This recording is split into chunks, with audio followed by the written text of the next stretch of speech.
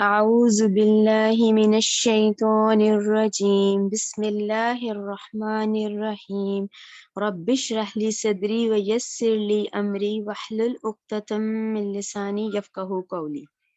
اے میرے رب میرا سینہ کھول دے اور میرا کام آسان کر دے اور میری زبان کی گرہ کھول دے تاکہ وہ میری بات سمجھ سکے۔ اللہم ارنا الحق حقا وارزقنا اتباعہ وارنا الباطل باطلا وارزقنا اجتنابہ۔ اے اللہ ہمیں حق کو حق دکھا اور اس پر چلنے کی توفیق عطا فرما، اور باطل کو باطل دکھا اور اس سے بچنے کی توفیق عطا فرما، آمین۔ اب انشاءاللہ جیسا کہ ہم لوگ کی 21ویں 21 پارے کی سورہ لقمان ہے آج جو ہم شروع کریں گے۔ چلیں اب یہ ہم ابھی مکی دور سے گزر رہے ہیں، پہلے سورہ لقمان کا ذرا تعارف دیکھ لیتے ہیں کہ سورت کے مرکزی مضامین کیا ہوں گے۔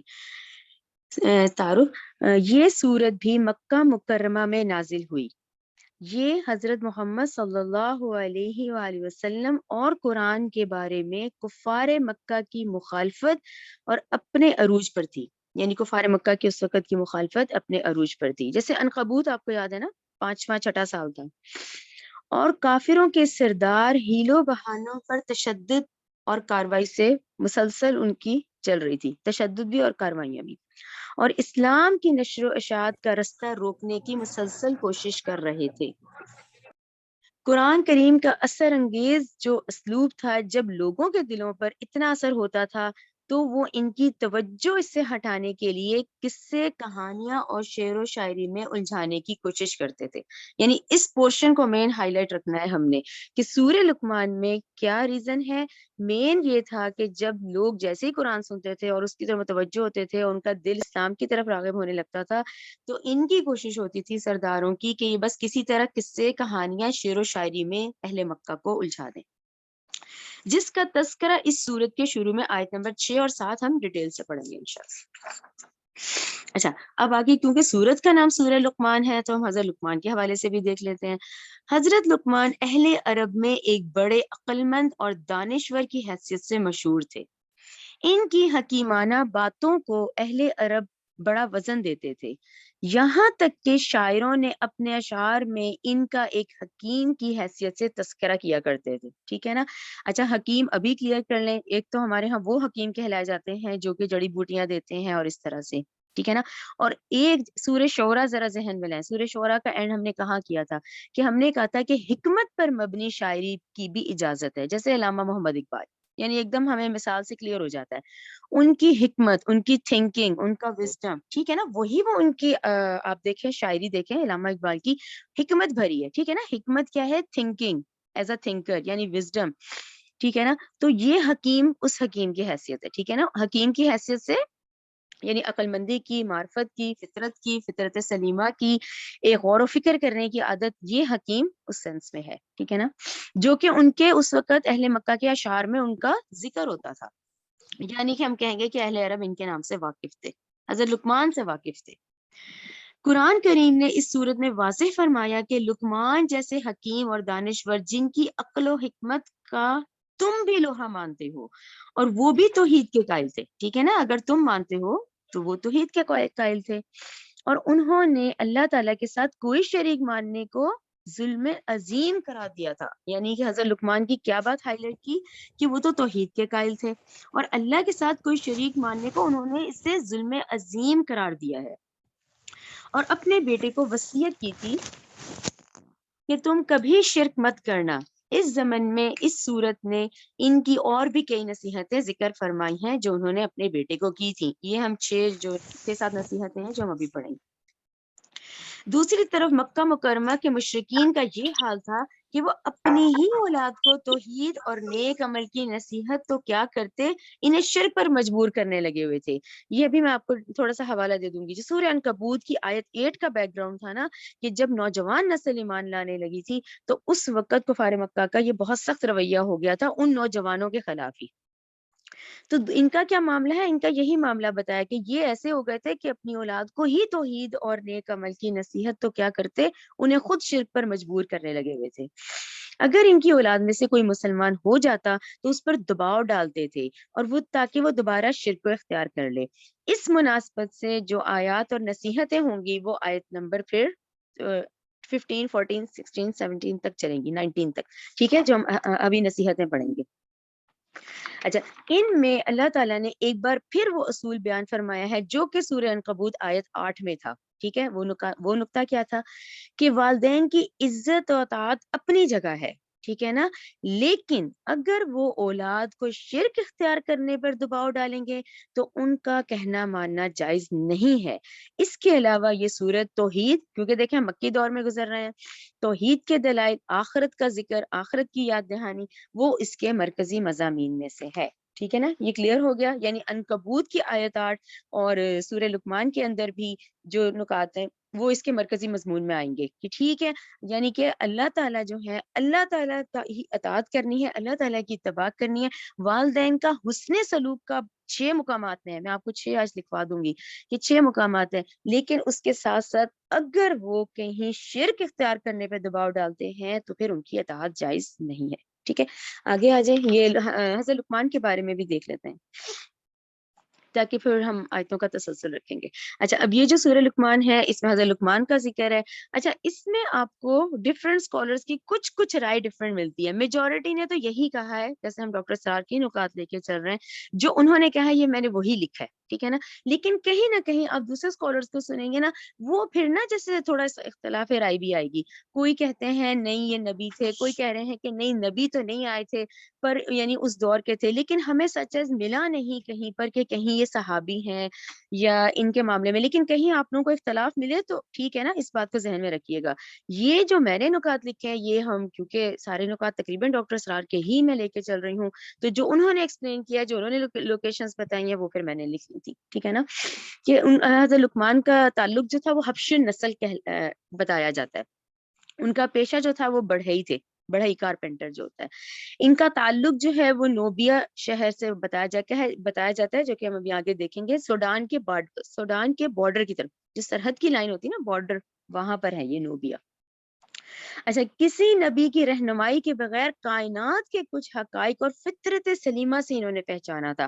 یہ ہم لوگ مکی دور میں بہت دفعہ ذکر کرتے ہیں نا، التذکیر بآلاء اللہ، اللہ تعالیٰ کی یہ آیتیں اور یہ اللہ تعالیٰ کی نشانیوں کو دیکھ کے اللہ تعالیٰ کو پہچاننا. ٹھیک ہے نا، جس میں آپ دیکھیں مکی دور میں تو زمین کو دیکھو، آسمان کو دیکھو، نکلتے ہوئے بیج کو دیکھو، بارش کو دیکھو، واقعی یہ ہمارے ارد گرد یہ آیات بکھری ہوئی ہیں. ٹھیک ہے نا، یعنی کسی نبی کی نہیں بھی تعلیم پہنچتی تو ان نیچرل فینومینا کو دیکھو، ان فزیکل لاز کو دیکھو، یہ جتنے فزیکل لاز آف نیچر ہیں ان کو دیکھو. ٹھیک ہے نا، تو اس سے انہوں نے، اور اپنی فطرت سلیمہ کیا ہے؟ ہر انسان فطرت پہ پیدا ہو رہا ہے، یعنی ہر انسان مسلمان پیدا ہو رہا ہے. اچھا، پھر انہوں نے کیا پہچانا کہ پوری کائنات کا خالق ایک ہے. ٹھیک ہے نا، یعنی اس پورے نظام کو دیکھ کے ایک جو فطرت سلیمہ پر ہوتا ہے نا، وہ کیا کہتا ہے کہ یہ پوری کائنات کا جو خالق ہے وہ ایک ہی ہے، اس تخلیق میں اس کا کوئی شریک نہیں ہے. ٹھیک ہے نا، یعنی یہ ایک ہی معبود ہے اور ایک ہی خالق ہے جس نے یہ پوری کائنات، پوری گلیکسی، پورے نظام کو بنایا ہے. ٹھیک ہے نا. نمبر 3، انسان کی زندگی صرف اس دنیا کی زندگی تک ہی محدود نہیں ہے. یعنی یہ اتنا اہم نقطہ ہے کہ واقعی ہمارے ایمان ہل جائے اس بات پہ اور ہم لوگ خود سوچنے پہ مجبور ہوں کہ کیا یہ چھوٹی سی زندگی یہی ہے، یہی 70-80 سال. تو ایک فطرت سلیمہ سے میں جو ہوتی ہے جس انسان میں، جو فطرت پر قائم رہتا ہے، اس کا مطلب ہے کہ جس کی فطرت مسخ نہ ہو جائے. ٹھیک ہے نا، جو برائیوں میں نہ پڑ جائے، جس نے اپنی فطرت کو محفوظ رکھا ہوا ہے. کہ انسان کی زندگی صرف اس دنیا کی زندگی تک ہی محدود نہیں بلکہ اس کے بعد دوسری زندگی کا ہونا بہت ضروری ہے. ٹھیک ہے. چوتھا اہم نقطہ ہے جو کہ اندر اب آیات میں بھی آئے گا کہ انسان کے اعمال ضائع ہونے والی چیز نہیں ہے. جیسے انسان بہت اہم ہے نا، تو اس کے کیا ہوا ہر چھوٹے سے چھوٹا عمل، ہر بڑے سے بڑا عمل فوراً ذہن میں لایا گیا. پتہ یہ ریکال کرنا شروع کر دیں آپ لوگ، جیسے ہم ہر جمعے سورہ قحف پڑھتے ہیں، آیت نمبر 49، کہ جب انسان اپنا اعمال نامہ دیکھے گا وہ کہے گا کہ اللہ، نہ اس نے میری بڑی سے بڑی کوئی چیز چھوڑی اور نہ اس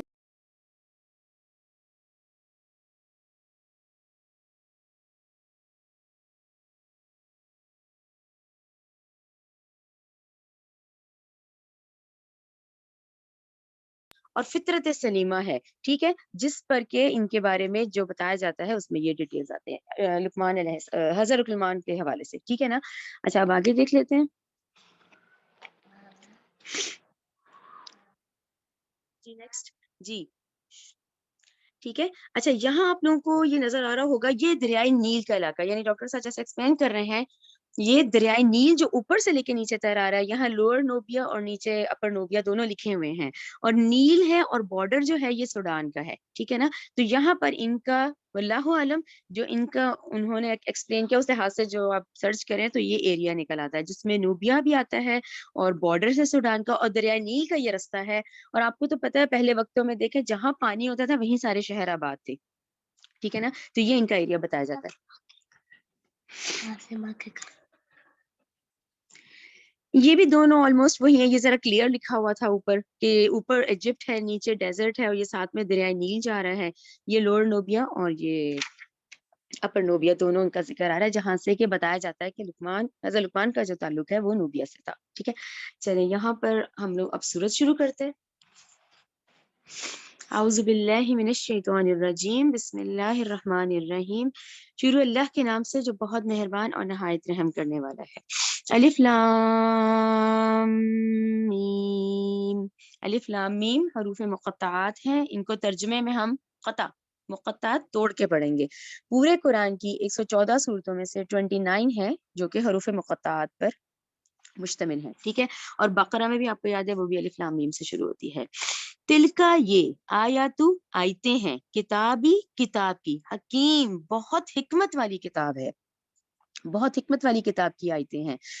ہدن اس حال میں کہ ہدایت ہے، ورحمتن اور اس میں رحمت ہے، للمحسنین نیکی کرنے والوں کے لیے. یہاں پہ میں آپ کو کہوں گی سورہ مائدہ 98 ضرور لکھیں. سورہ مائدہ 98 احسان کرنے والوں کا پیک ہے، ٹھیک ہے نا. محسنین جو ہے وہ محسن کی جمع ہے، محسنین جمع کا صیغہ ہے. نمبر 1 احسان کرنے والے کہاں کہاں کرتے ہیں؟ والدین کے ساتھ، رشتہ داروں کے ساتھ، ضرورت مندوں کے ساتھ، غریبوں کے ساتھ، مستحقین کے ساتھ. یہ کون ہے؟ یہ سب احسان کرنے والے ہیں. دوسرا کن کو کہا جاتا ہے؟ جو کہ نیکیاں کرنے والے ہیں، برائیوں سے بچنے والے ہیں، وہ نیکوکار لوگ ہیں جو کہ ہر وقت اس کوشش میں لگے رہتے ہیں کہ ان سے زیادہ نیکیاں ہوں اور برائیوں سے وہ بچیں. ٹھیک ہے، ہم رہ ہی اس وقت اس ماحول میں ہیں جہاں پہ یہ دونوں ہمارے حساب چل رہے ہیں، ٹھیک ہے نا.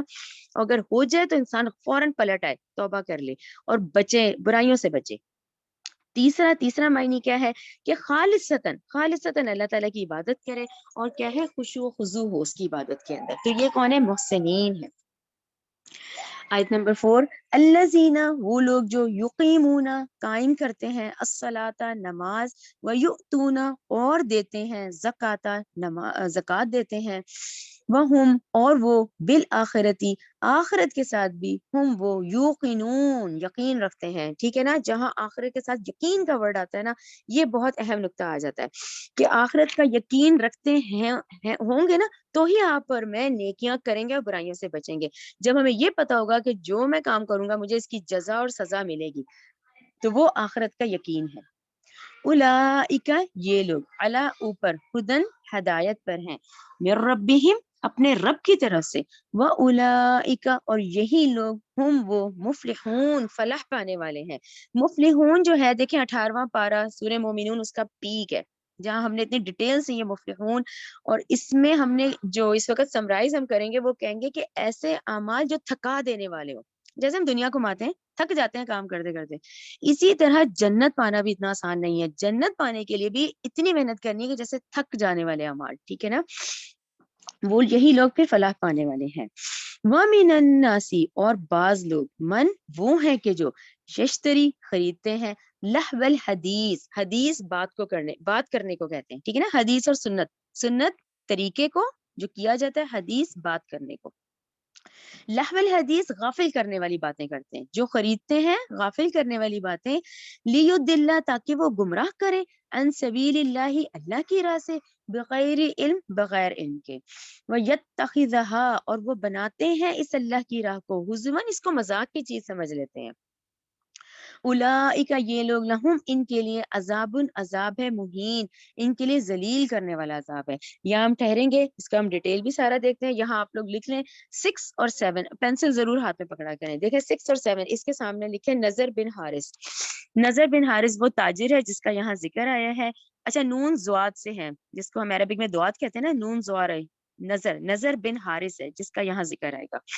اچھا یہ آیت کیا ہے کہ جو کھیل تماشوں کی چیزیں خریدتے ہیں، ٹھیک ہے نا، وہ لوگ جو ایسے ہیں جو کھیل تماشوں کی چیزیں خریدتے ہیں تاکہ اس سے گمراہ کریں لوگوں کو، ٹھیک ہے۔ اب پھر جیسے ہم نے ابھی ابھی وہ دیکھا نا تعارف میں کیا تھا، تعارف میں یہی تھا کہ جو قرآن سنتا تھا وہ ایسے ہو جاتا تھا کہ گویا کہ اب بس اس کا دل چاہتا تھا کہ وہ بار بار سنے۔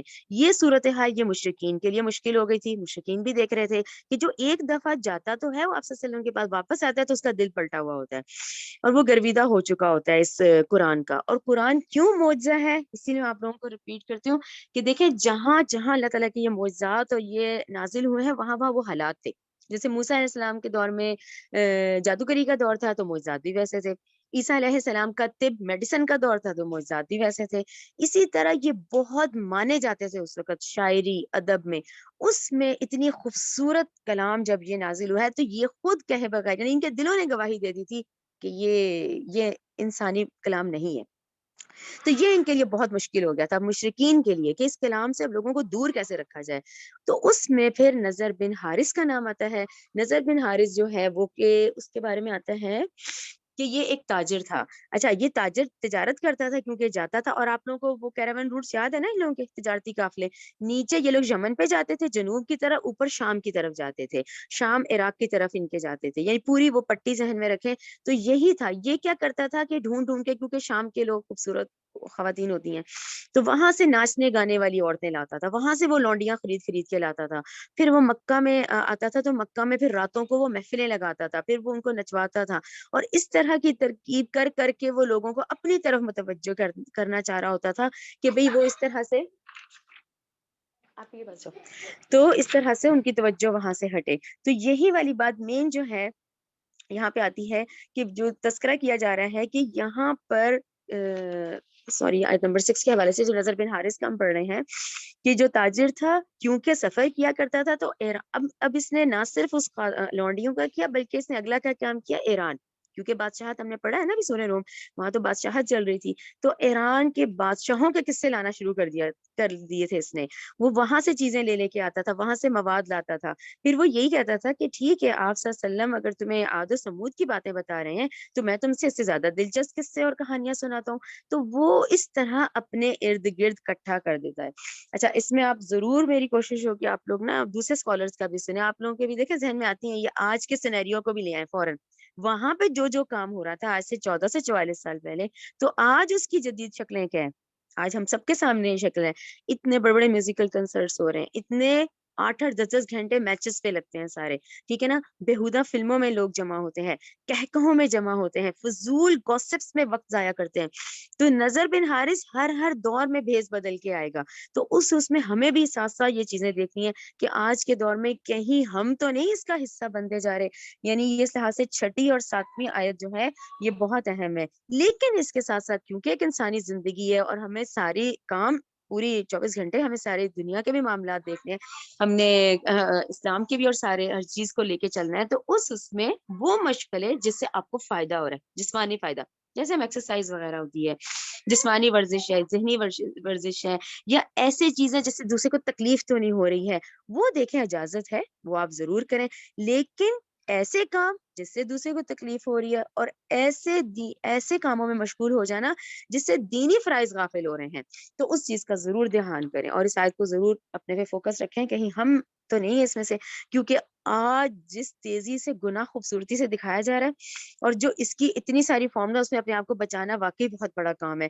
لیکن اپنے اپنے طور پہ دل میں ان سب کو برا مانیں اور کوشش کریں کہ ہم ان پہ قائم رہیں، اور جو آج کی جدید شکلیں ہیں جتنی گناہوں کی، اللہ تعالیٰ ہمیں اس سے محفوظ رکھے، ہم کریں گے تو دیکھیں ہماری اولاد ہمیں دیکھ کے کرے گی، ٹھیک ہے۔ اچھا 6 اور 7 دونوں کنٹینیو ہے، 7ویں کو بھی دیکھیں، وہ اور اذا جب تلاوت کی جاتی ہے علیہ اس پر آیاتنا ہماری آیتیں، ولنا وہ پھر جاتا ہے مستکبرن تکبر کرتے ہوئے، کانا سوری کا ان گویا کے لم نہیں یسمعها اس نے سنی ہی نہیں، کا ان کہ گویا کے فی اذنیہ اس کے دونوں کانوں میں وقرن کارک ڈانٹ پڑے ہوئے ہیں، فبشرہ اب آپ دیکھیں یہ بہت سخت الفاظ ہوتے ہیں، ہم نے جب پڑھے ہیں، اسی لیے ہم اس کو ریمائنڈ کر لیتے ہیں کہ فبشروا، یہ خوشخبری تو نہیں ہے نا کہ ان کو خوشخبری دے دیجئے بھی عذاب علیم، بڑے دردناک عذاب کی خوشخبری ہے، تو یہ خوشخبری تو حقیقت میں نہیں ہے، لیکن دراصل یہ وہی وارننگز ہیں جو ہمیں اپنے لیے سمجھنی ہے کہ ٹھیک ہے نا، جب ہم پڑھ رہے ہیں تو ہم نے اس سے کیا سبق حاصل کیا، تو ہم کوشش کریں کہ آج کی جو لغویات ہیں ان سے بہت بچیں، اور آج سورہ لقمان پڑھتے ہوئے ذہن میں رکھنی ہے جو بھی نصیحتیں بھی آ رہی ہیں حضرت لقمان کی، کہ انسانی عمل ضائع ہونے والی چیز نہیں ہے، چھوٹے سے چھوٹا عمل اور بڑے سے بڑا عمل، ٹھیک ہے نا۔ آیت نمبر آیت نمبر 8 پہ آ جائیں۔ ان الذین، بے شک وہ لوگ، آمنو، ایمان لائے، وعاملوا الصالحات، انہوں نے عمل کیے نیک، لہم، ان کے لیے، جنات النعیم، ان کے لیے باغات ہیں نعمتوں والے۔ یہ سائملٹینیس کنٹراسٹ ہم تھرو آؤٹ دیکھیں 21ویں پارے پہ آ گئے، جہاں پہ وہ سخت آیات آتی ہیں وہاں جو عمل کرنے والے ہیں، جو اپنے آپ کو ان سے برائیوں سے بچا کے رکھ رہے ہیں، ان کے لیے خوشخبری بھی آ جاتی ہے کہ ایمان لاؤ، نیک عمل کرو، تمہارے لیے نعمتوں والے باغات ہیں، خالدین فیہا، وہ ہمیشہ ان میں رہیں گے۔ یہ بھی کیوں آتا ہے؟ ظاہر ہے انسانی نیچر کے مطابق یہاں پر ہمیں ہر وقت یہ بات پتہ ہے کہ ہم کبھی بھی یہاں سے جا سکتے ہیں، جب موت کا پروانہ آئے گا تو ود ان سیکنڈ ہم یہاں سب کچھ چھوڑ کے چلے جائیں گے، لیکن یہاں کیا ہے؟ خالدین فیہا، وہ ہمیشہ اس میں رہیں گے۔ وعد اللہ حقا، اللہ کا وعدہ ہے، سچا وعدہ ہے، وَهُوَ الْعَزِيزُ الْحَكِيمُ، وہ بہت غالب ہے، بہت زبردست ہے، بہت طاقتور ہے، اور اپنی اس طاقت کو، اپنی اس زبردست، اپنی جو غالب ہے اس کو حکمت، نہایت حکمت والا ہے، اس کے فیصلے جو ہیں حکمت والے ہیں، ٹھیک ہے نا۔ یعنی جیسے ہم سے غلطیاں ہوتی ہیں، ہم سے گناہ ہو جاتے ہیں، لیکن ہمیں مہلت دی جاتی ہے، ٹھیک ہے نا، ورنہ دنیا میں کیا معاملہ ہے، جس کو ذرا سا اختیار ملتا ہے وہ فوراً اپنا، اس کو ظلم کا نشانہ بنا دے گا دوسرے کو، لیکن اللہ سبحانہ و تعالیٰ کی کیا صفت ہے کہ عزیز ہے اور حکیم ہے۔ اچھا، خلق السماواتی، اس اللہ نے پیدا کیے سماواتی، آسمان، بغیر عمدن، ایسے ستونوں کے، ترونہا، کہ تم دیکھتے ہو ان کو، والقا، اور اس نے گاڑ دیے، فی الارض، زمین میں، رواسیا، مضبوط پہاڑ، ان تمیدا، تاکہ یہ زمین جھک نہ پڑے، بکم، تمہیں لے کر، وبثا، اور اس نے پھیلائے، فیہا، اس میں، من کلی، ہر قسم کے، دابتن، چوپائے پھیلا دیے، وانزلنا، اور ہم نے اتارا، من السماء، آسمان سے، ماءن، پانی، فانبتنا، پھر ہم نے اگائی، فیہا، اس میں، من کلی زوجن کریم، اور اس میں غلوں کی ہر قسم جو کہ عمدہ قسم ہے۔ اب اگر اس ایک آیت کو دیکھیں، اس کو کہتے ہیں التذکیر بآلاء اللہ، کہ وہ انسان جس کی فطرت سلیمہ ہے اور اس کی مسخ نہیں ہوئی ہے فطرت، وہ ان آیتوں سے وہ اللہ تعالیٰ کو پہچانتا ہے۔ اچھا، آیت نمبر 10 میں جو میں نے پھر ایک نقطہ جو لکھا ہے اسپیشل، وہ یہ کہ دیکھیں نا، ہم مسلسل مکی دور کی جو 86 صورتیں ہیں اس میں التذکیر بآلاء اللہ، اللہ کی نعمتوں کی نشانیاں تو ہم نے کافی زیادہ پڑھی ہیں نا۔ اب آپ دیکھیں سورہ یونس یاد کریں، سورہ انعام یاد کریں، ابھی سورہ رات یاد کریں، اور مسلسل جو مکی دور آتا ہے، تو اب شروع سے دیکھیں، جو آسمان کی بات آ رہی ہے، دیکھیں نا پورا نظام ہے، اتنا بڑا آسمان ہے، اور وہ ستونوں پہ نہیں کھڑا، ٹھیک ہے نا، جو ہم انسانوں کو نظر آئے ایسا کچھ بھی نہیں دکھتا، ٹھیک ہے نا، وہ اللہ تعالیٰ کی قدرت ہے جس کے سہارے یہ تمام نظام ہے، اور آسمان بھی کھڑا ہے اپنی جگہ، ٹھیک ہے نا۔ اچھا، پھر دیکھیں، آپ پہاڑوں کی بات آئی ہے، ابھی ہم نے پہلے بھی دیکھا تھا کہ یہ سٹیبلائزر ہیں، کہ اللہ تعالیٰ نے کہا یہ نہ ہوتے تو زمین اور پانی کا جو اس وقت کمبینیشن تھا وہ ڈگمگا جاتا، ٹھیک ہے نا، تو یہ لنگر ہے، لنگر کے طور پہ ہم نے ان کو ڈالا ہے، جو کہ یہ سٹیبل ہے، ٹھیک ہے۔ اچھا، یہاں پر آپ لوگ پچھلی جتنی دفعہ پڑھ کر آئے نا وہ میں نے سارے الگ کر لیے، آپ لوگ چاہیں تو ضرور لکھیں، کہ آپ کو نا پتہ ہے کسی سے بات کرنے کے لیے یا اپنا کوئی ٹاپک تیار کرنے کے لیے یہ ساری آیتیں ایک جگہ مل جاتی ہیں، کہ جہاں جہاں اللہ تعالیٰ نے ان نعمتوں کا ذکر کیا ہے، کہ ہم نے زمین کو سٹیبل کرنے کے لیے پہاڑوں کو گاڑا ہے، اور آسمان جو ہے وہ بغیر ستون کے، یہ آپ لوگ ضرور لکھ لیں۔ آپ لوگوں نے سورہ رعد آیت 3 میں پڑھا ہے، رائٹ، سورہ رعد آیت 3، پھر ہم نے پڑھا ہے سورہ ہجر آیت 19، ٹھیک ہے، سورہ ہجر آیت 19، پھر ہم نے پڑھا ہے سورہ نحل آیت 15 میں پڑھا ہے، رائٹ، سورہ نحل آیت 15، پھر سورہ انبیاء 31 میں پڑھا ہے، پھر سورہ حامیم سجدہ 10 میں آئے گا، ابھی وہ بھی آپ لوگوں نے پڑھنی ہے، پھر سورہ قاف 7 میں آئے گا، ٹھیک ہے، اور سورہ مرسلات 27 ہے، یعنی کہ اس میں یہ تمام جو ہے اس طرح کے مضمون ان میں آپ کو ان آیتوں میں ملیں گے، جس میں صرف یہی والا مضمون ہے، ٹھیک ہے نا۔ چلے آیت نمبر 11 پہ آ جائے. ہاذا یہ خلق اللہ ہی، یہ اللہ کی مخلوق ہے.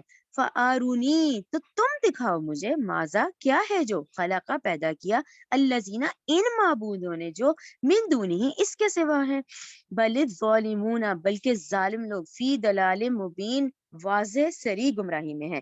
اب یہ جو 11 آیت ہے اس میں دیکھیں وہی والی بات، وہ میں آپ کو کہتی ہوں رحیقم مختوم ہے نا، وہ یہ چلیں آپ لوگوں کو جو بھی سیرت کے حوالے سے جو بک پسند ہو وہ ذہن میں رکھا کریں کہ یہ آیتیں جب نازل ہو رہی ہیں تو مکہ کا وہ ماحول جہاں کے ان کے ٹرائبز کے 360 بت اس صحن مکہ میں پڑے ہوئے ہیں، یعنی کہ اتنا بڑا شرک کا اڈا انہوں نے اس کو بنایا ہوا ہے. تو اللہ تعالیٰ کہہ رہے ہیں کہ جب یہ تمام پچھلی 10ویں آیت کی تمام جو اللہ تعالیٰ کی بتائی ہوئی نعمتیں ہیں، پہاڑ، زمین، اللہ، آسمان، پانی، تو یہ تو ہے ہی اللہ کی تخلیق. تو تم بتاؤ تو تمہارے ہی جو معبود ہیں پھر انہوں نے کیا بنایا؟ ٹھیک ہے نا، یہ بار بار آتا ہے اس چیز کا. تو ٹھیک ہے، یہ ظالم جو ہے کلی گمراہی میں پڑے ہوئے ہیں. یعنی کہ ایک انسان، یہ دیکھیں ہم لوگ بار بار میں اسی لیے ریپیٹ کرتی ہوں کہ دیکھیں سورج کو بھی حکم ہے انسان کو فائدہ دو، بادلوں کو بھی حکم ہے انسان کو فائدہ دو، ٹھیک ہے نا، اس زمین کو، آسمان کو، اور جتنی اسٹیبل لائف ہم گزار رہے ہیں، اگر یہاں 2-2 منٹ میں زلزلے آ جائیں، زمین ہل جائے، آسمان سے ایسے ہو جائے، تو آپ اور میں کہاں جائیں گے؟ یہ جتنی ہم پلاننگ کر رہے ہیں نا اسٹیبل، اس پورے اسٹیبل ایٹماسفیئر ماحول سے ہمارا بن رہا ہے سارا، یعنی یہ سب کچھ ہے جس سے انسان فائدہ اٹھا رہا ہے، ٹھیک ہے نا، چوپائے، ٹھیک ہے نا، کبھی یہ کھانا ہے کبھی وہ کھانا ہے، ان سب چیزوں سے کون فائدہ اٹھا رہا ہے؟ انسان، ایک اہم مخلوق. اور وہ کیوں اہم ہے؟ اس میں سورہ ہجر 29 میں کہ ہمارے اندر روح ربانی موجود ہے، ٹھیک ہے نا، عقل اور شعور جو ہے نا یہ ہمارے اندر یہ ہے، ورنہ جو حیوانی وجود ہے وہ تو جانوروں کے پاس بھی ہے، ٹھیک ہے نا، بچہ تو وہ بھی پیدا کریں، کھا رہے ہیں، پی رہے ہیں، سارے کام کر رہے ہیں، پر ہمارے اندر روح ربانی ہے تو ہم اہم ہے، ٹھیک ہے نا. اور سورہ بنی اسرائیل کی آیت نمبر 70 بھی ذہن میں رکھا کرے. اللہ تعالیٰ نے کہا یہ میری فضیلت والی مخلوق ہے، یعنی میری اتنی مخلوقات میں جو انسان ہے نا یہ فضیلت والی مخلوق ہے. تو انسان بھی اہم، انسان کے اعمال بھی اہم، ٹھیک ہے نا. تو اس لحاظ سے ٹھیک ہے، اتنا کچھ کے باوجود اگر یہ لوگوں نے اس کو بت شرک کا اڈا بنایا ہوا ہے نا تو یہ واضح گمراہی میں ہے. آیت نمبر 12 پہ آ جائیں. وَلَقَدْ، اور البتہ، جی یہاں سے شروع ہو گیا جی، اب 12 سے 19، رائٹ، یہ آپ لوگ نشان لگا رہے ہیں. 12 سے اب ہم 19 جو ہیں اب ہم اس وصیت کی طرف آ جائیں گے. اب یہ مضمون وہاں سے سٹارٹ ہو گیا جو کہ حکیم لقمان کا یا حضرت لقمان کے حوالے سے ہوگا، اور ان میں جو ان کی نصیحتیں ہیں اس میں 2 اہم نکات آ رہے ہیں، ایک توحید، دوسرا آخرت کا ذکر، ٹھیک ہے نا. ان نصیحتوں کے اندر مین کیا ہے؟ توحید کی بات آئے گی اور آخرت کا ذکر آئے گا، ٹھیک ہے. اچھا پھر ہم دوبارہ دیکھ لیتے ہیں کہ حضرت لقمان، جیسا کہ ڈاکٹر سلال کی رائے کے مطابق ہے کہ نہ تو وہ نبی ہیں یا نہ کسی نبی کے پیروکار ہیں، لیکن سلیم الفطرت، سلیم العقل انسان ہے، ٹھیک ہے نا. اور ان کے بعد سلیم العقل کس کو کہتے ہیں دوبارہ دیکھ لیں، جس نے یہ جتنے ہمارے پاس نیگیٹو آسپیکٹس ہیں نا ہمارے ارد گرد کے، ان کو نہ ایبزارو کیا ہو، بالکل خالصتاً جس نیچر پہ انسان پیدا ہوتا ہے، بلکہ وہ ہے یہ حدیث. ہاں یہ حدیث ہے نا کہ آپ صلی اللہ علیہ وسلم نے فرمایا کہ ہر بچہ اسلام، ہر بچہ فطرت پر پیدا ہو رہا ہے. اب دیکھیں حدیث میں کیا الفاظ ہے کہ اس کے ماں باپ اسے یہودی، نصرانی اور مشرک بناتے ہیں. یہ آپ لوگ لکھ لیں، یہ ترمذی کی حدیث ہے 2138، رائٹ، ترمذی کی حدیث ہے. تو یہ ہم ماں باپ کے لیے تو بہت اہم ہے کہ ہر بچہ مسلمان پیدا ہو رہا ہے وہ اللہ کے دین کے مطابق پیدا ہو رہا ہے. اگر اس میں پھر جو ہے جو مسئلے ہو رہے ہیں تو وہ اس کا مطلب ماں باپ پہ، کیونکہ ہمیں حدیث میں آپ صلی اللہ علیہ وسلم کی حدیث سے پتہ چل گیا کہ ماں باپ پہ کتنی بڑی ذمہ داری آ کے یہ اولاد کی ہوتی ہے، کیونکہ یہی اولاد آ کے جو ہے پورا اسلامی معاشرہ بننی ہوتی ہے، ٹھیک ہے نا. اچھا اسی طرح آپ لوگ جو ڈاکٹر ذاکر نائک کے سنتے ہیں نا آپ لوگ لیکچر، بلکہ سنا کریں، ان کے سوالات بڑے اہم ہوتے ہیں جو لوگوں نے کیے ہوتے ہیں. دیکھیں جب وہ کلمہ پڑھتے ہیں اور لوگ مسلمان ہوتے ہیں تو وہ ہمیشہ یہ نہیں کہتے جی وہ کنورٹ ہوا ہے، وہ کہتے ہیں یہ ریورٹ ہو گیا ہے. مسلمان تو یہ پیدا ہی ہوا تھا، وہ بھٹک گیا تھا، اب دوبارہ مسلمان ہو گیا، ٹھیک ہے نا. تو یہ ہے بات کہ ایک فطرت، جو فطرت سلیمہ والا انسان ہوتا ہے وہ کیا ہوتا ہے، وہ پہچان لیتا ہے کہ پوری کائنات کا خالق ایک ہے، اس کا کوئی شریک نہیں ہے، اور پورے اس نظام کو اس نے سنبھالا ہوا ہے، اور اس کے بعد دوسری زندگی آئے گی اور میرا محاسبہ ہوگا، ٹھیک ہے نا. یہ چند نکات ہیں جہاں سے انسان بغیر وحی اور بغیر نبی کے بھی یہ معرفت یا حکمت کو وہ وہاں تک پہنچ سکتا ہے. یعنی اس سے ہمیں یہ پتا چلا. اور نبی کی تعلیمات جو آپ اور میں ہیں، ہمارے حصہ جو ہے وہ ایمان والا آتا ہے. اب ہمارے ایمان کا حصہ ہے، یہ ہمارا ایمان ہے کہ لا الہ الا اللہ محمد رسول اللہ، کیونکہ ہم ایک نبی کی اس وقت پیروی کر رہے ہیں کہ اللہ کے سوا کوئی عبادت کے لائق نہیں، اور آپ صلی اللہ علیہ وسلم اللہ کے رسول ہیں، تو ہم نبی کی تعلیمات کے مطابق ہیں. لیکن اللہ تعالیٰ کی اس کائنات کو، تذکیر بھی اعلیٰ اللہ کو اور فزیکل فینومینا آف نیچر کو دیکھ کر بھی اللہ تعالیٰ تک پہنچ جانا، یہ وہ بھی رسائی ہے جو کہ ہم انسانوں میں موجود ہے، جن میں کہ سب کی رائے ہے کہ حضرت لقمان جو ہے ان کا یہ معاملہ ہے. ٹھیک ہے نا، یہ سب کا کلیئر ہو گیا. اچھا، اس کے بعد یہاں ڈاکٹر صاحب نے بڑا اچھا سمجھایا، کیونکہ ہم لوگ سارا دن سورہ فاتحہ پڑھتے ہیں، تو انہوں نے تھوڑا سا یہ سمجھایا ہے کہ آپ لوگ خود دیکھیں کہ ایک فطرت سلیمہ والا انسان ہے، اور وہ ہم سارا دن اب جب اسے پہچان لیا، جب اب آپ کا اور میرا انشاءاللہ جیسے یقین ہو گیا کہ اللہ ایک ہے، اس کا کوئی شریک نہیں ہے، اور یہ ہماری محدود زندگی ہے، آگے ایک اور زندگی ہے اور ہمارا محاسبہ بھی ہوگا، تو پھر جب ہم سورہ فاتحہ کا ترجمہ دیکھتے ہیں تو ہم ایسے سمجھیں گے کہ الحمدللہ رب العالمین، یعنی یہ کلائمیکس ہے. تو وہی اللہ ہے جو کہ خالق کائنات ہے، اور رب العالمین ہے جس کو ہم نے پہچانا. ٹھیک ہے نا، الرحمن الرحیم، اور یہ وہ ہستی ہے جس کی یہ اتنی عمدہ صفات ہیں. ٹھیک ہے نا، مالک یوم الدین. ٹھیک ہے، پھر ایک دن جو ہے وہ آئے گا کہ مجھے اپنے تمام اعمال کا محاسبہ ہوگا میرا، اور میں نے ان کی جزا اور سزا پانی ہے.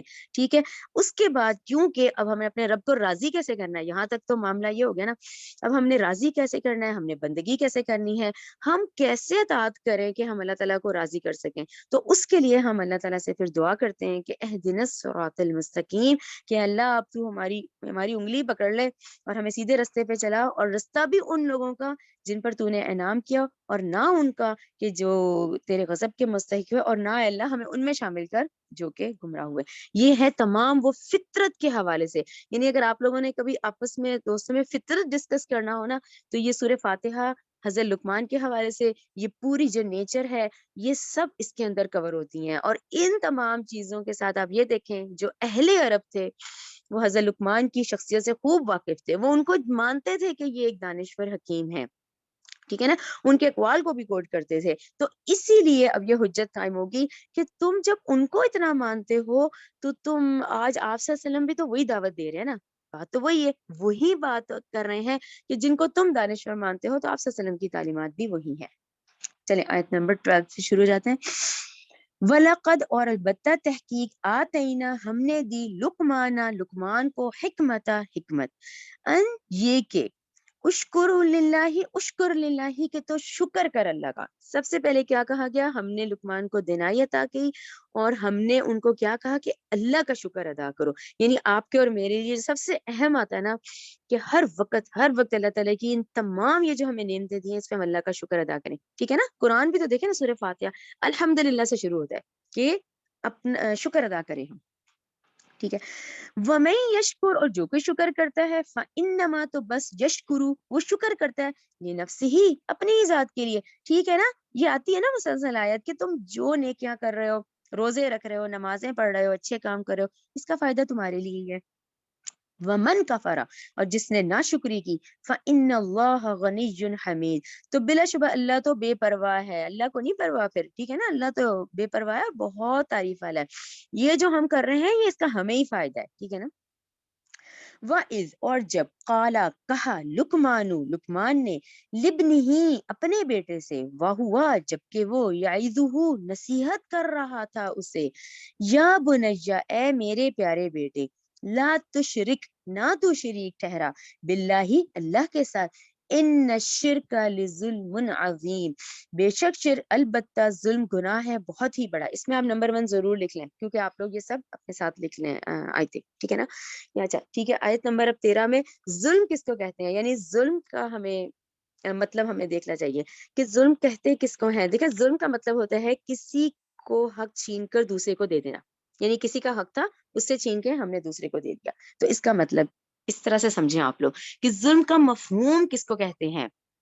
ظلم کی جو تعریف ہے اس پہ ہم خود غور کریں تو یہاں شرک کو کہا ہے، یعنی ہم نے اگر دیکھیں تو شرک کو ظلم عظیم کیوں کہا ہے، یہ بات ہم سمجھ لیں نا، کیونکہ ظلم کا مطلب تو بدل گیا، کسی کا حق چھین کے دوسرے کو دے دینا، وہ ظلم کہلاتا ہے۔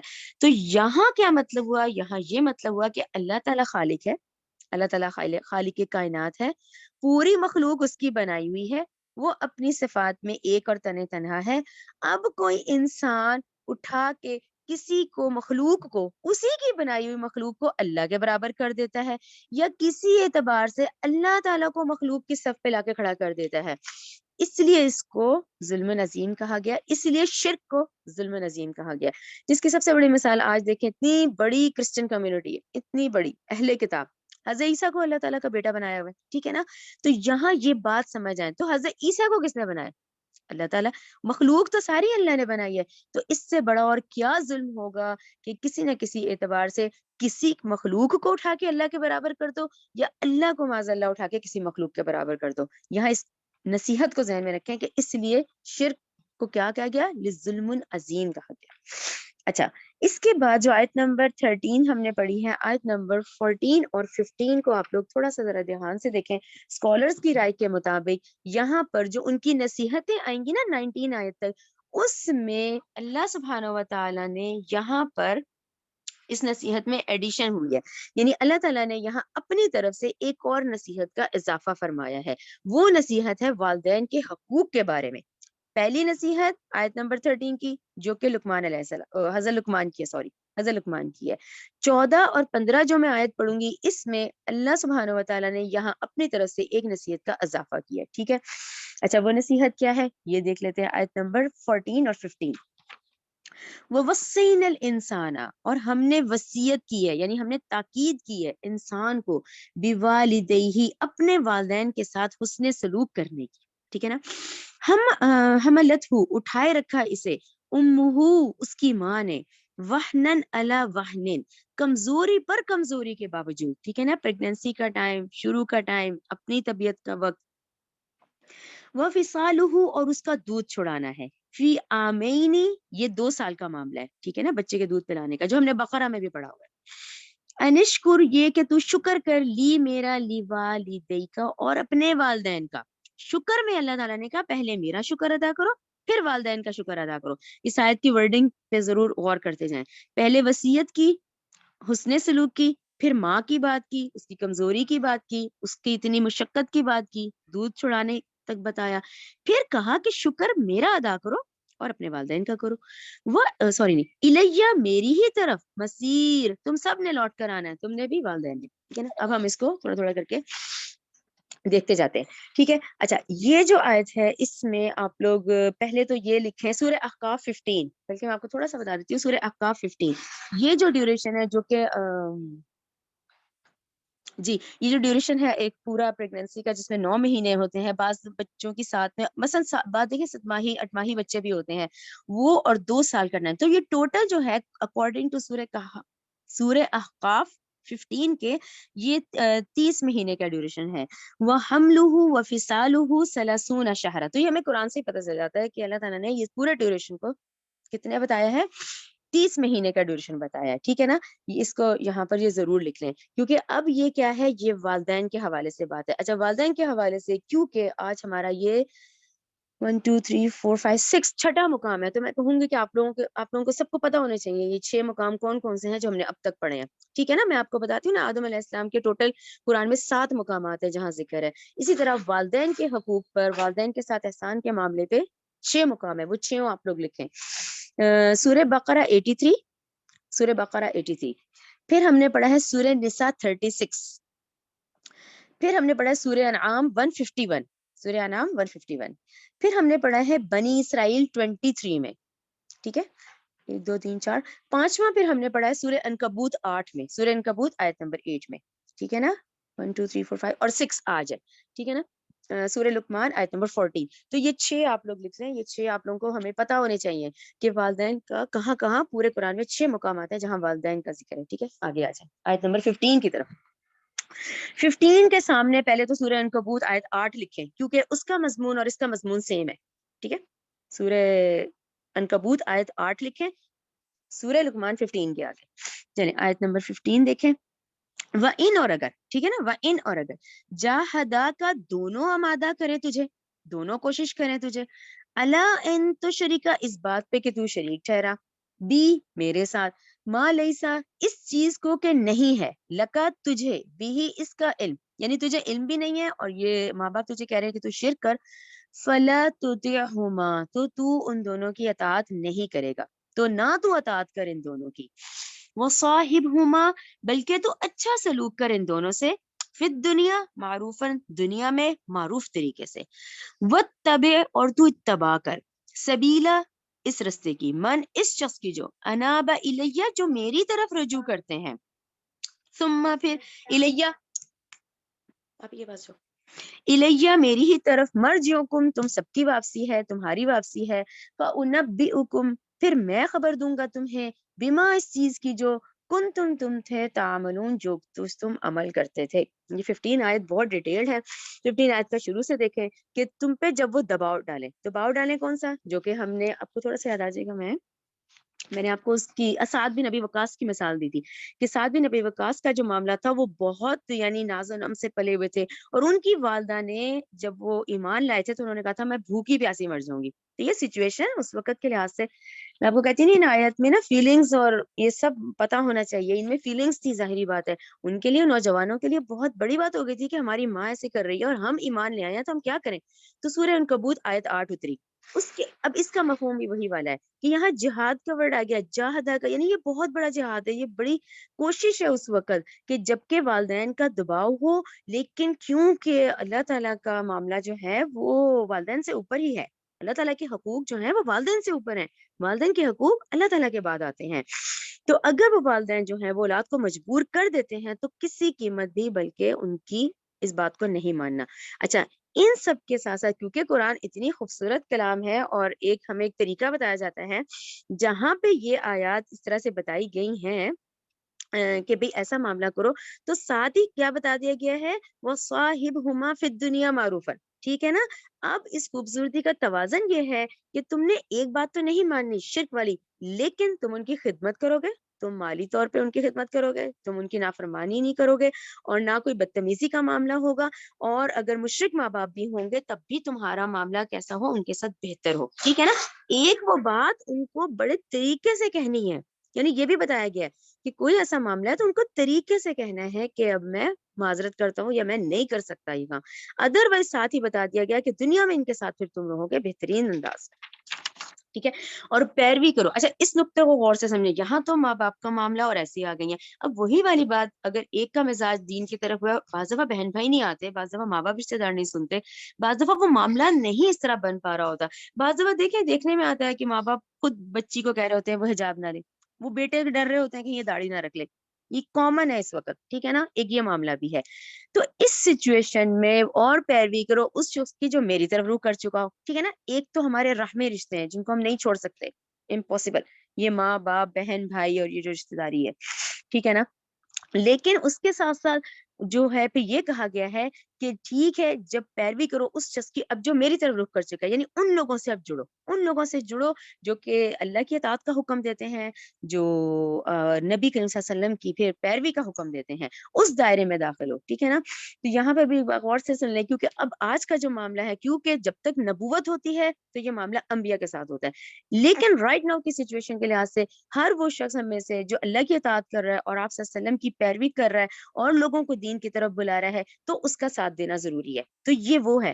پھر وہ لوگ جو اللہ سے جڑے ہیں نا وہ سب ایک دوسرے کے ساتھ ضرور جڑ جائیں، ٹھیک ہے نا، پھر کیا، ہاں پھر میری طرف تمہارا لوٹنا ہے، تم سب جو کچھ کر رہے ہو وہ تم نے بھی میرے پاس آنا ہے، تمہارے والدین نے بھی میرے پاس حاضر ہونا ہے، اور پھر تمہیں وہ سب کچھ جو تم لوگوں نے کیا ہوگا وہ سب تم لوگوں کو دکھا دیا جائے گا، ٹھیک ہے نا، جنت میں دیکھے سارے 30 سال کے ہوں گے، والدین بھی اولاد بھی سب، وہاں تو حدیث کا مفہوم ہے کہ سب نے 30 سال کا ہونا ہے، لیکن یہاں پر جو اللہ کے حکم سے مطابق جو والدین بنائے گئے ہیں، جو بچے بنائے گئے ہیں، جو باس بنایا گیا ہے، جو مالک مکان بنایا گیا ہے یا فقیر بنایا گیا ہے، اس کے حقوق بھی ہمیں دے دیے گئے، ان حقوق اور تعلیمات کے ساتھ ہمیں زندگی گزارنی، ٹھیک ہے، یہ کلیئر ہو گیا آپ لوگوں کو، اب آپ پھر نصیحت کی طرف آ جائیں، یعنی حضرت لقمان کی نصیحت آیت نمبر 13 14 15 جو ہے جو اللہ تعالیٰ کی طرف سے یہ نصیحت میں اضافہ ہوا، اور اب آپ دوبارہ آ جائیں 16 کی طرف، اور نمبر 2 کی طرف.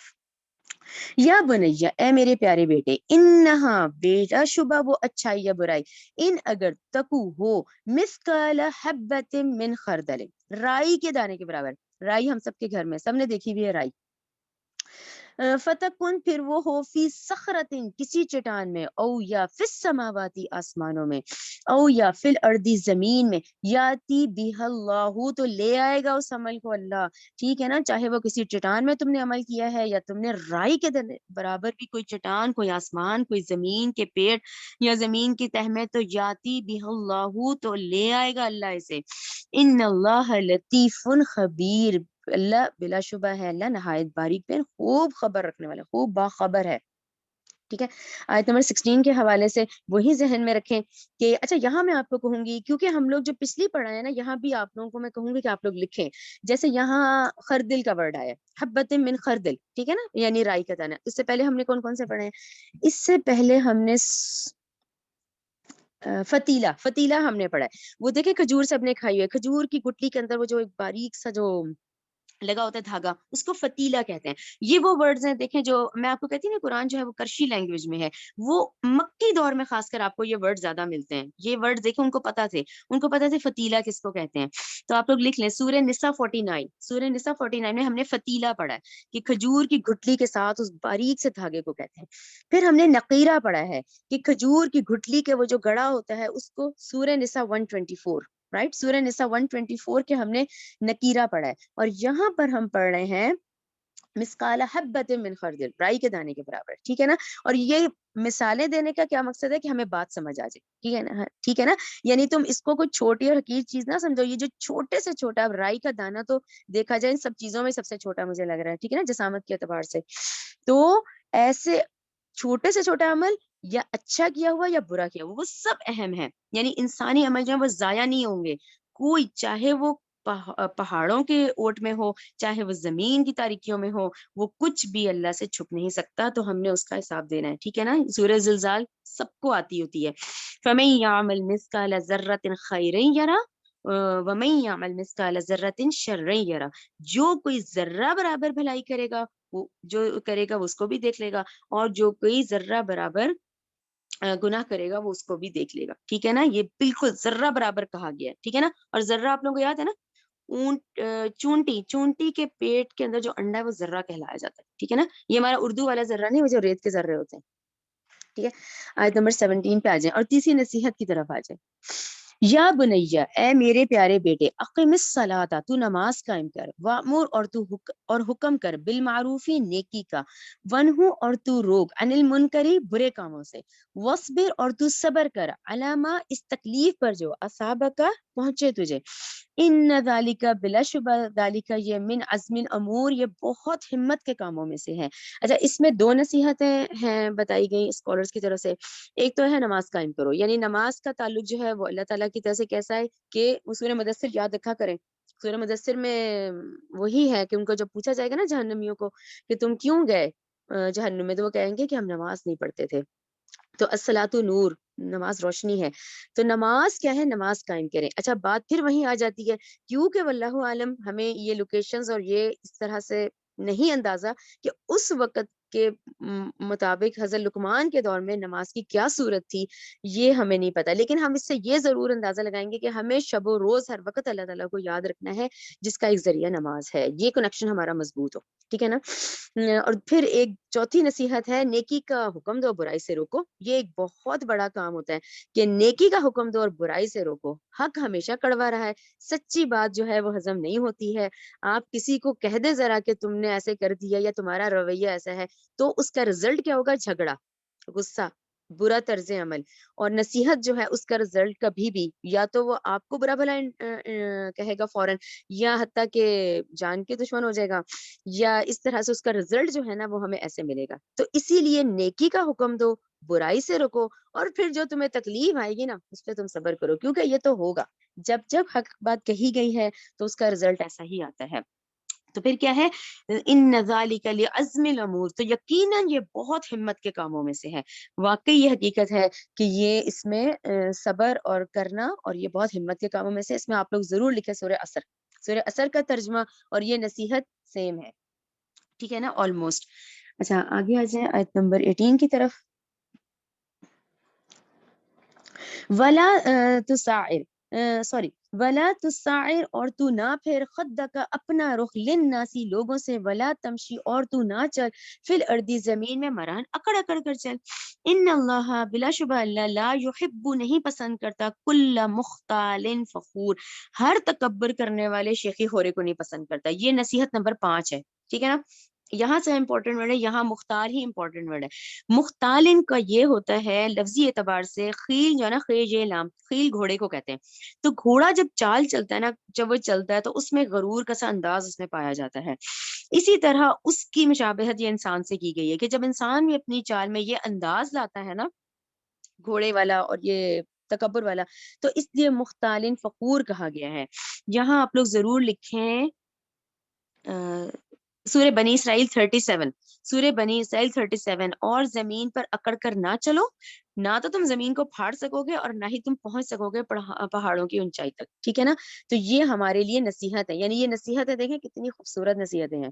اب آخری نصیحت اور ہمارے سبق کی آخری آیت پہ آتے ہیں. یہ ہے آیت نمبر 19. آیت نمبر 19 ہے وقصد, اور تو میانہ روی رکھ. ٹھیک ہے نا, اسلام دیکھیں اعتدال کا ہی درس دیتا ہے ہمیں. وقصد, اور تو میانہ روی اختیار کر, من مشی کا, اپنی چال میں, وغدد, اور تو پست رکھ, من صوتی کا, یہاں تو آوازوں کی بھی ٹریننگ آ گئی کہ آوازوں کو بھی پست رکھو, آوازوں کے معاملے میں بھی اعتدال کا معاملہ رکھو. انا بلا شبہ ان کرا بدترین اسواتی آوازوں میں سے لصوت الحمیر, کیسی آواز ہے؟ بدترین آوازوں میں سے البتہ آواز ہے گدھے کی آواز, جو ہے اس کو بدترین آواز کہا گیا ہے. تو اس میں ہمیں کیا پتا چلا کہ یہ جو چیخ چیخ کے گفتگو کرنا ہوتا ہے, یہ جو لوگ بہت اونچا اونچا بولتے ہیں وہ کیا کرتے ہیں, وہ دراصل ان کے پاس ایک تو علم اور عقل کی کمی ہوتی ہے, اور ان کے پاس دلیل نہیں ہوتی. وہ دلیل نہ ہونے کی وجہ سے, اس دلیل کی کمی کو پوری کرنے کی وجہ سے اونچا اونچا اپنی بات کو کرنا چاہتے ہیں. ٹھیک ہے نا, تو یہاں ہمارے لیے کون سا ادب آیا؟ یہ اسلامی ادب ہے کہ بات بھی کریں تو کیسے سلیقے کے ساتھ, اعتدال کے ساتھ. اپنا گفتگو کا انداز جو ہے وہ پروکار ہونا چاہیے. ٹھیک ہے نا, خوام خامے بلند آواز میں کبھی بھی آئندہ بولیں تو یہ آیت یاد کر لیں کہ نہیں, یہ ہمیں نہیں کرنا, کیونکہ دیکھیں حضرت لقمان کی یہ نصیحتیں قرآن میں کوٹ کی گئی ہیں. ٹھیک ہے نا, اور پھر ہمیں یہ بھی یاد آنا چاہیے جب ہم اگر اونچا کرتے ہیں کہ بھئی یہ اللہ تعالیٰ نے کہا کہ یہ ناپسندیدہ گدھے کی آواز جیسی ہے, اور گدھے کی آواز سب سے یعنی بدترین آوازوں میں سے ہے. تو ٹھیک ہے نا, تو انسان کا بہترین جو طرز عمل ہے وہ کیا ہے؟ تحمل مزاجی, گفتگو میں وزن ہو, اور عملی اور عقلی دلیل کا سہارا لے لے, تو وہ اس کے لیے زیادہ بہتر ہے. ٹھیک ہے نا, ربنا تقبل منا انک انت السمیع العلیم وتب علینا انک انت التواب الرحیم. سبحانک اللہم وبحمدک اشہد ان لا الہ الا انت استغفرک واتوب الیک.